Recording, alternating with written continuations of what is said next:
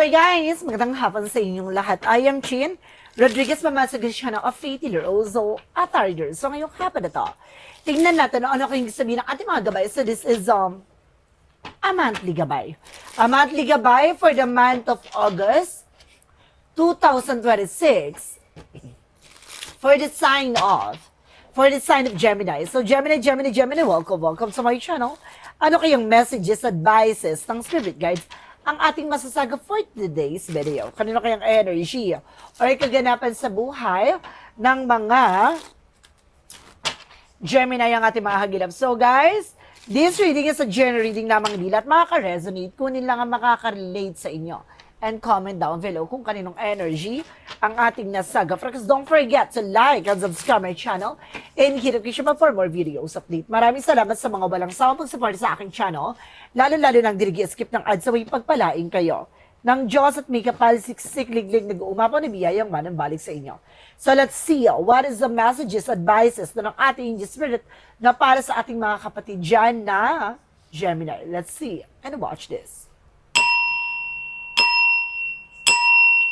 Ano maaaring masagap na sa energy mo? So, ulitin ko, itong reading na to ay gabay lamang para sa buwan ng August, para sa mga kapatid natin dyan na Gemini. Let's see.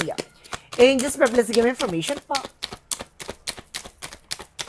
Okay, so there's something at Page of Pentacles. Now, there's something investment. Invest wisely. So, mag-ingat ka sa mga bagay na papasukin mo. No, like investment, investors, no, kailangan mag-ingat ka. Now, there's something in manifestation at the same time. So, may mga bagay na maaaring ma-manifest mo, matupad mo. And there's a Four of Cups. So, see, there's something re-evaluate or analyze. So, may mga bagay talaga na kailangan pag-isipan. Hindi pwede pala, decision ka. So, kailangan mo talagang, kumbaga, pag-isipang mabuti. With the Five of Wands, there's something complication. Meron talaga na aari nagbibigay ng komplikasyon. There's a competitors. Now, there's an argument. No, mayroon ditong parang hindi matanggap, no?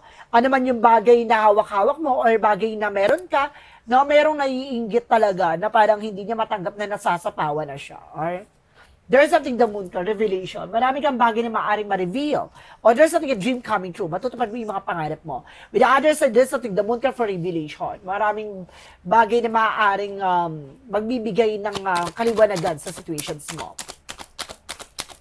And there's something a Knight of Cups. So there's an offer. Now, may offer dito. There's a proposal offer coming in. So may mga darating ditong offer sa'yo, just being aware na hindi lahat ng offer tinatanggap, kailangan pag-isipang mabuti. And there's a Knight of Pentacles. You have a potential for abundance. May potential ka para maging malago. Na para maging masagana ang iyong sitwasyon at buhay. What is the Page of Pentacles? Represent with the Ten of Cups. Now, there's something in happiness. At the end of that time, no, mamamanifest mo daw at maaaring matupad mo yung pangarap mo pagdating sa pamilya mo. What is the Four of Cups? Represent, guys, with the Ten of Swords, with the sabotage. May sumasabotage sa'yo. There's something betrayal. Now, there's something a sabotage. Now, there's something traitor. No, there's a betrayal. No, merong nagsisinungaling behind your back. No, there's an offer. Mag-ingat ka ha, kasi itong offer na to ay maaaring sabotahihin ka. What is the Five of Wands? There's a Four of Wands. So there's something, a gathering. Na mayroon dito mangyayaring argument pagdating sa gathering. May mangyayari dito parang pagtatalo pagdating sa celebration. Kaya kailangan mag-ingat ka sa mga dadaluhan mo, sa pupuntahan mo.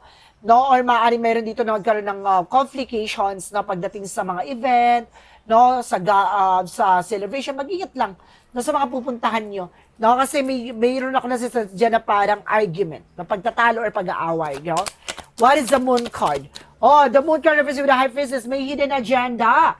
Now, there's an hidden enemies with the Moon card. No, para meron talagang, kumbaga, sumasalbahe sa'yo dito. Yung, madalas sa madaling araw, ganon.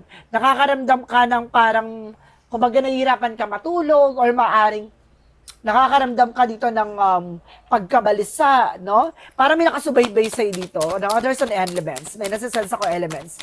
What is the Knight of Cups? So, represent with the Four of Pentacles. Saving and protecting. See? May mga offer na darating, kailangan protection mo yung finances mo, budgeting, ha? Na may nasisense ako, baka buduling ka ngayong August na ito, mag-ingat ka. What is the Nine of Cups? A Nine of Pentacles, represent with the Judgment. No? Nine of Pentacles, nire-represent niya yung judgment. Na parang pinapakita dito na yunitepetan siya, may potential ka para maging malago, na huwag kang mag-base sa ibang tao, ha? Kumbaga, you have the power na para mapunta ka sa posisyon na yon. No? Kumbaga, kaya mong kumbaga pangatawanan o pangalagaan na naman yung bagay na meron ka, you're also independent at the same time. You have the power, no? And there's an ease of sort of mental clarity. So may mga bagay na maaring lilinaw sa'yo, na magkakaroon ka ng brighter idea kung ano yung bagay na dapat mong gawin. With the Four of Cups and the Ten of Swords represent guys with the Eight of Cups. Na meron talaga ditong hindi matanggap, hindi maka-move on. No, tinraidor or there's a betrayal. Na meron ditong traidoran o lokohan na nangyari. Na may kasinungalingan nangyari. No, hindi niya matanggap. No, yung mga bagay na nangyari sa inyo. Or meron bagay na maaaring ngayong August na to, maaaring meron ditong hindi matatanggap, guys. Kaya mag-ingat ka, baka lokohin ka. Or baka traidoring ka dito, guys. What is the Five of Wands and the Four of Wands? Represent the Kingman, something stuck. May stuck. There's something the Kingman, something delays or something abandonment from that position. So, kumbaga mag-ingat ka sa mga pupunta mong event, gathering, kung maaaring magkaroon ng delays or maaaring magkaroon ng problema doon, mag-ingat po kayo na may stuck ka doon. Now, with the Tower moment, there's a major changes na meron talagang guguho. So, may mga bagay na malalaman ka dito. There's something revelation talaga. May malalaman ka dito.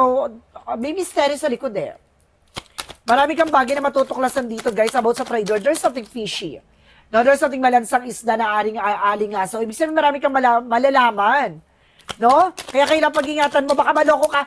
Ngayon pa lang, no, kung may investment ka, i-full out mo na.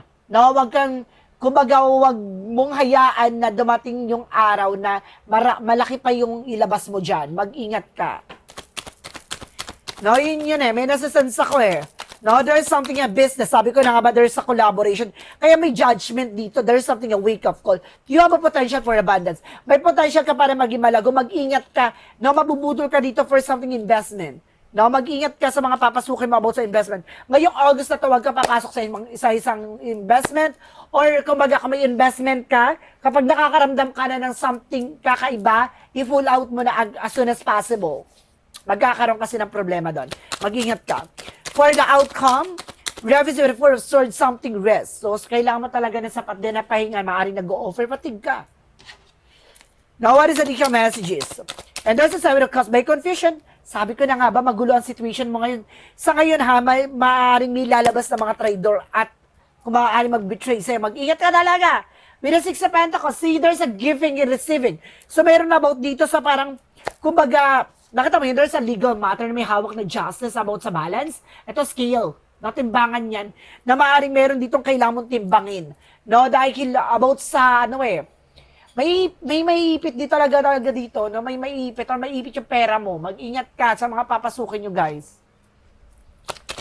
Now, what is additional messages? And there's a Two of Wands. So, there's a choices. Napiliin mo lang yung taong pagkakatiwalaan mo, guys, ha? Maging aware kayo dyan. And there's a Two of Pentacles. Maging balance lang, no? Sa mga pagkakatiwalaan or sa sitwasyon, no? About sa finances. Basta more on pera. Pag-ingatan niyo pagdating sa pera. There's a Chariot card. Kasi kailangan mo na mag-take ng action dito, eh. Kasi may red flag na dito. Red flag. No? Pagdating sa judgment. Na may red flag na kailangan mo talaga mag-pay attention, team. May baalala at babalala sa'yo. Huwag mo nang hayaan na masadlak ka sa sitwasyon na yan. Baka pagsisihan mo. Now, let's see what is additional messages. Now, pagdating tayo sa finances and career, love life at kalusugan. Now, pagdating tayo sa finances and career muna. No, there is something, guys, with the Queen of Wands by confident. Lakas naman loob mo, maging matapang ka, no? And there's something at Ten of Pentacles. Magkakaroon ka ng long-term success. So, ibig sabihin, kung it's all about business or it's all about investment, mag-invest ka sa sarili mo, no? Kung baga kailangan, gumawa ng sarili mo, ganun. Na huwag ka nagbibase sa ibang tao. There's a Three of Wands, awaiting for result, awaiting for siya. Malapit na mangyari talaga, may resultang lalabas about sa money matter, about sa business or finances mo. And there's a Seven of Wands. See, protection, diba? Protection mo yung sarili mo. Or even your finances. Sa love life, anong chika? Sa buhay pag-ibig, there's a the Sun card. There's a pure positive outcome. So, mayroong mga bagay na maaaring magbigay ng clarity sa relasyon. Now, there's a pure positive outcome. Now, there's a harvest time. May harvest moment pagdating sa relasyon. And there's a Queen of Pentacles. Basta maging mature lang how to manage and control your finances. And there's a Six of Swords. There's a transition. Meron ditong lilipat ng bahay or maglilipat na maaaring mag-abroad kayo or maaaring, kumbaga, there's something, relocation, ganon. So pagdating tayo sa kalusugan niyo, Madam, Sir, there's a king of wands, so there's a vision. Marami kang bagay na parang nasisense or nararamdaman dito. There's a wheel of fortune with a good luck. So pero there's nothing fearable outcome. So nararamdaman mo na papabor naman sitwasyon sa'yo, no? There's a king of swords na putulin mo lang yung mga unhealthy habits, no? Yung mga nakasanayan mo na hindi na nakakatulong para sa kalusugan mo. No, baka madalas ka na i-stress or yung mga bagay na nagdadala sa'yo ng stress, iwasan mo na yon. And there's a pull card. No, yung pagtitiwala, isa sa bagay na to na parang, isa sa nai-stress ka kasi masyado ka mabilis magtiwala. No, yun yung kailangan mong pahalagahan. No, ang iyong sarili. Masyado kang, kumbaga, naiipit sa sitwasyon dahil, kumbaga, hindi ka makahindi. No, say no if you want to. Okay? No, kumbaga kailangan marunong ka din talagang humindi. For a yin and yang oracle card. There's a deception and temptation. Mag-ingat ka, may tukso. Layuan mo ako. There's a temptation. There's a masculine energy. Ay, very hot. It's either you. No, kung ikaw ay Gemini, lalaki na very hot. No, meron dito very hunky-hunky na medyo masarap. O, because meron naman dito na maaaring yung person may very masarap, no, very, kumbaga nagpapatakam talaga, charis. Kumbaga meron dito, kumbaga very hati-hati lang, no? Kumbaga hunky, no? Talagang masculine, very masculine yung person mo. For magical prayer messages, patient please. So, kailangan mo habaan ng pasensya mo. Kalma. Oh, there's a new career. Sabi ko sa inyo kailangan nyo magkaroon ng sariling career. There's a new career. Huwag kayo mag-base, no, dahil sa investment or something investment, gano'n. Kailangan mag-invest ka on your own. Yung kaya mong i-handle sa sarili mo, no? What is the synchronicities? There is a reflection. So, lahat ng gagawin mo magre-reflect sa'yo. So, kailangan mag-ingat ka. There's an incantation. Ito yung mag-ingat ka sa there's a parrot na maaring meron ditong parang nagbibigay ng information or may kumukuha ng information, gano'n. No, there's a gossip, chismos at marites. What is the romance angels? There's a name story. Meron dito mag-apology sa'yo, ha? Apology. There's a secret admirer. Meron din dito may gusto sa'yo. No, meron talaga din dito mayroong may gusto sa'yo. No? Taray, mayroong may lihim na pagtingin. Pasuliyap. Charis. Ay, there's an insecurity. Alisin mo yung insecurities mo sa katawan. Or meron dito na insecure sa'yo. No? And there's a compression. Huwag mo hayaan na mahuli ang lahat. So, kailangan mo talaga mag-take ng action or decision na para hindi ka maipit sa situation. Sorry, guys. No, sorry. No? Maipit sa situations. No? Oh my God! What is Archangel Michael messages? Ano daw? And there's di ba? Shield yourself. So, kailangan mo protection ng yung sarili mo. So, magiging kalaban mo yung sarili mo dito, medyo marupok ka kasi. Medyo marupok ka talaga. What is a Jesus-loving quote said? Ano kayang gusto sabihin sa ating Panginoong Jesucristo? What is the advices for you? Advices for you represent, blessed are your peacemaker, shall be called of cheer of God. So, binibless daw yung mga taong, kumbaga, mas pinili yung kapayapaan, yun yung parang tinuturing niyang anak, no? Ng ating Panginoon, no? Parang, kumbaga, wag mong patulan yung mga taong, kumbaga, gumawa sa'yo ng masama, bagkos ituloy mo lang yung ginagawa mo in a good thing, in the good way. So, hayaan mo, there's a karma coming in. Now, there's a principle of karma. Hayaan mo mangyari at maaaring maganap sa kanila ano man naman yung bagay na what they deserve. Ganun yon. So, wag mong patulan, wag kang gumante, bagkos hayaan mong maganap or mangyari ano man yung bagay na nakalathala at kaloob ng Diyos. So, guys, this is a monthly gabay for the month of August for the sign of Gemini. So, Gemini, maraming salamat for this wonderful reading. So, once again, this reading is a general reading namang hindi lahat makaka-resonate. Kunin lang ang makaka-relate sa inyo and comment down below kung kaninong energy ang ating nasagap. And of course, don't forget to like and subscribe my channel and hit the notification bell for more videos update. Maraming salamat sa mga walang sawang pag-support sa aking channel, lalo-lalo nang dinigi-skip ng ads, so ay pagpalain po kayo ng Diyos at may kapal siksik-liglig na guumapaw na biyayang manang balik sa inyo. Guys, don't forget to follow my FB page and of course, to subscribe my channel. Maraming salamat po. See you in the next video. Bye-bye and babush.